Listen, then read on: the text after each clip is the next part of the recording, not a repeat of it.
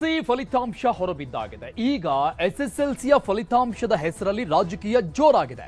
ಕಲಬುರಗಿ ಫಲಿತಾಂಶದ ಬಗ್ಗೆ ಕೈ ಕಮಲ ಜಟಾಪಟಿ ಶುರುವಾಗ್ಬಿಟ್ಟಿದೆ.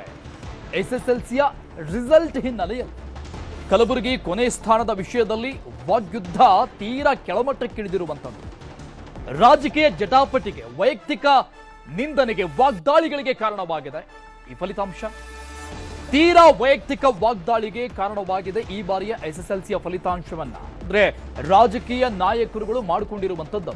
ಜಿಲ್ಲೆ ಹಿಂದುಳಿಯಲು ಖರ್ಗೆ ಕುಟುಂಬ ಕಾರಣ ಅಂತ ಜೆಡಿಎಸ್ ಹೇಳಿತ್ತು, ಪೋಸ್ಟ್ ಮಾಡಿತ್ತು. ಜೆಡಿಎಸ್ ಪೋಸ್ಟ್ಗೆ ಪ್ರಿಯಾಂಕ್ ಖರ್ಗೆ ಅವರು ಖಾರವಾದಂತ ಕೌಂಟರ್ ಕೊಟ್ಟಿದ್ದಾರೆ. ಅತ್ಯಾಚಾರ ಎಸಗಿದ್ದಕ್ಕಿಂತ 85% ಫಲಿತಾಂಶ ಏನಿದೆ ಅದು ತುಂಬಾ ಗೌರವ ಅಂತ. ಅತ್ಯಾಚಾರದಲ್ಲಿ ನಿಮ್ಮ ಕುಟುಂಬವೇ ನಂಬರ್ 1 ಆಗಿದೆ ರಾಜ್ಯಕ್ಕೆ, ಇದಕ್ಕಾಗಿ ನನ್ನ ಅಭಿನಂದನೆಗಳು ಅಂತ ಪ್ರಿಯಾಂಕ್ ಖರ್ಗೆ ಅವರು ಪೋಸ್ಟ್ ಮಾಡಿದ್ದಾರೆ. ಜೆಡಿಎಸ್ನ ಆ ಪೋಸ್ಟ್ಗೆ ತಿರುಗೇಟಿದೆ. ಪ್ರಜ್ವಲ್ ರೇವಣ್ಣ ವಿಷಯದಲ್ಲಿ ಪ್ರಿಯಾಂಕ್ ಖರ್ಗೆ ಅವರು ಪರೋಕ್ಷವಾಗಿ ಟಾಂಗ್ ಕೊಟ್ಟಿರುವಂತದ್ದು ಜೆಡಿಎಸ್ಗೆ. ಸಂಘದಿಂದ ಎರವಲು ಪಡೆದ ಎಐ ಬೇಡ, ಒಐ ಬಳಕೆ ಮಾಡಿ, ಒರಿಜಿನಲ್ ಇಂಟೆಲಿಜೆನ್ಸ್ ಬಳಸಿದ್ರೆ ಜೆಡಿಎಸ್ ಕೆಸರಲ್ಲಿ ಮುಳುಗಲ್ಲ ಅಂತ ಪ್ರಿಯಾಂಕ್ ಖರ್ಗೆ ಅವರ ತಿರುಗೇಟಿದೆ. ನೋಡಿ, ನಿನ್ನೆಯ ಪೋಸ್ಟ್ ನೋಡ್ತಾ ಇದೀವಿ. ಒಂದು ಕಡೆ ಜೆಡಿಎಸ್ ಮಾಡಿರುವಂತಹ ಎಐ ಪೋಸ್ಟ್, ಅದು ಕಲಬುರಗಿ ಈ ಬಾರಿಯ ಎಸ್ಎಸ್ಎಲ್ಸಿಯ ರಿಸಲ್ಟ್ ನಲ್ಲಿ ರಾಜ್ಯದಲ್ಲಿ ಕೊನೆ ಸ್ಥಾನವನ್ನ ಪಡೆದುಕೊಂಡಿರುವಂತದ್ದು. ಈ ವಿಚಾರಕ್ಕೆ ಸಂಬಂಧಪಟ್ಟಂಗೆ ಎಐ ವಿಡಿಯೋವೊಂದನ್ನ ಮಾಡಿ ಜೆಡಿಎಸ್ ಕಾಲೆಳೆದಿತ್ತು. ಮತ್ತೊಂದು ಕಡೆ ಇದಕ್ಕೆ ತಿರುಗೇಟನ್ನು ಕೊಟ್ಟರು ಪ್ರಿಯಾಂಕ್ ಖರ್ಗೆ ಅವರು. ಜೆಡಿಎಸ್ಗೆ ಪ್ರಿಯಾಂಕ್ ಖರ್ಗೆ ಅವರ ಕೌಂಟರ್ ನೋಡ್ತಾ ಇದೀವಿ. ಒಂದ್ ಕಡೆ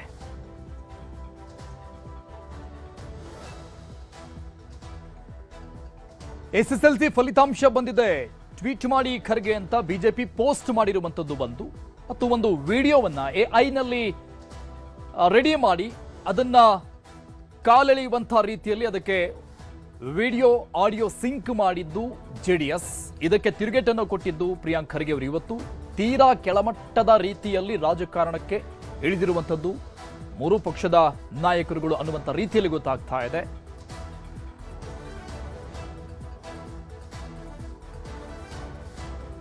ಈ ಬಗ್ಗೆ ಡೀಟೇಲ್ಸ್ ಕೊಡ್ತಾರೆ ನಮ್ಮ ಪ್ರತಿನಿಧಿ ಕಾರ್ತಿಕ್, ಲೈವ್ ನಲ್ಲಿ ಜಾಯ್ನ್ ಆಗ್ತಾ ಇದ್ದಾರೆ. ಕಾರ್ತಿಕ್, ಈ ಬಾರಿ ಎಸ್ಎಸ್ಎಲ್ಸಿ ಇತಿಹಾಸದಲ್ಲೇ ಅತಿ ದೊಡ್ಡ ಸಾಧನೆಯನ್ನು ಮಾಡಿರುವಂತದ್ದು ರಾಜ್ಯ. ಐತಿಹಾಸಿಕವಾದಂತಹ ದಾಖಲೆ ರಿಸಲ್ಟ್ ಬಂದಿದೆ.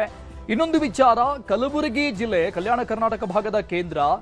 ಸೊ ಅಲ್ಲಿ ಇಲ್ಲಿವರೆಗೆ ಇದ್ದಂತಹ ರಿಸಲ್ಟ್ ಏನು ಬರ್ತಾ ಇತ್ತು, ಅತಿ ಹೆಚ್ಚಿನ ರೀತಿಯಲ್ಲಿ ಇನ್ಕ್ರೀಸ್ ಮಾಡ್ಕೊಂಡಿದ್ದಾರೆ ಪರ್ಸೆಂಟೇಜ್ ಅನ್ನ.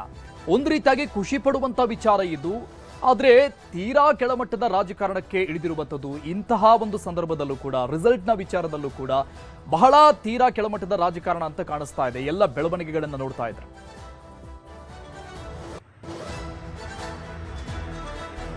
ಅರುಣ್, ನಿಶ್ಚಿತವಾಗಿ ಕಲಬುರಗಿ ಈ ಬಾರಿ ಎಸ್ಎಲ್ಸಿ ಪರೀಕ್ಷೆಯ ಫಲಿತಾಂಶದಲ್ಲಿ ಕೊನೆಯ ಸ್ಥಾನದಲ್ಲಿ ಬಂದಿರಬಹುದು. ಆದರೆ ಎಸ್ಎಲ್ಸಿ ಫಲಿತಾಂಶದಲ್ಲಿ ಹಿಂದಿನ ಫಲಿತಾಂಶಕ್ಕೆ ಹೋಲಿಕೆಯನ್ನು ಮಾಡಿದ್ರೆ ಕಲಬುರಗಿ ಫಲಿತಾಂಶ ಬಹಳಷ್ಟು ಸುಧಾರಣೆಯನ್ನು ಕಂಡಿದೆ.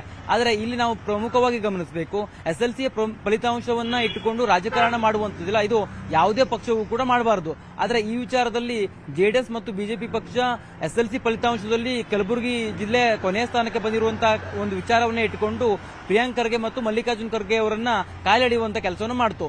ಫಲಿತಾಂಶ ಬಂದ ದಿನವೇ ಬಿಜೆಪಿ ಟ್ವೀಟ್ ಅನ್ನು ಕೂಡ ಮಾಡಿತ್ತು, ಜೊತೆಗೆ ಎಐ ಜನರೇಟೆಡ್ ಒಂದು ವಿಡಿಯೋವನ್ನು ಹಾಕಿ ಪೋಸ್ಟ್ ಅನ್ನು ಮಾಡಿತ್ತು.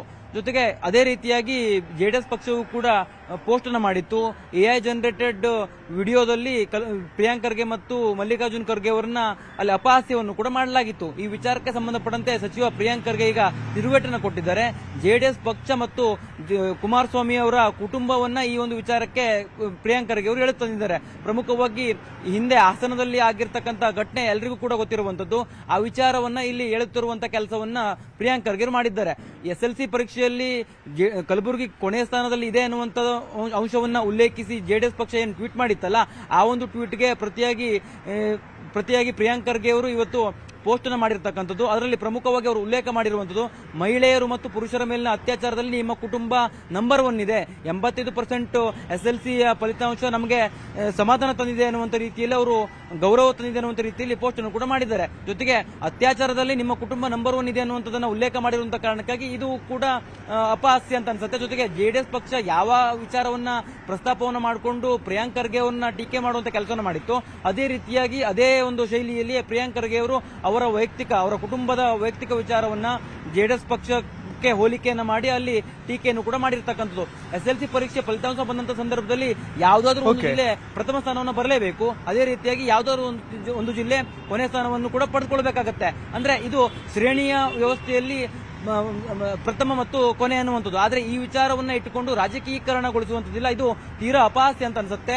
ಈ ಒಂದು ವಿಚಾರದಲ್ಲಿ ಪ್ರಿಯಾಂಕ್ ಖರ್ಗೆ ಅವರು ಇರಬಹುದು, ಹಾಗೆ JDS ಪಕ್ಷ ಸೇರಿದಂತೆ ಬಿಜೆಪಿ ಮೂರು ಕೂಡ ಸುಧಾರಣೆಯನ್ನು ಕಂಡುಕೊಳ್ಬೇಕಾಗಿದೆ. ರಾಜಕಾರಣವನ್ನು ಯಾವ ವ್ಯವಸ್ಥೆಯಲ್ಲಿ ಮಾಡಬೇಕು ಆ ವ್ಯವಸ್ಥೆಯಲ್ಲಿ ಮಾಡಬೇಕಾಗಿದೆ.